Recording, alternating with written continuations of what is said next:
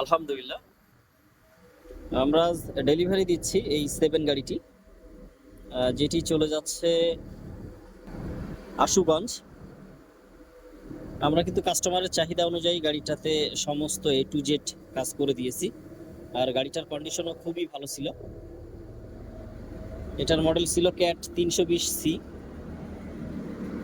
খুবই ফ্রেশ কন্ডিশনের গাড়ি ছিল এটি। তো আজকেই ডেলিভারি চলে যাবে। আপনারা যারা এই ধরনের গাড়ি কিনতে চান,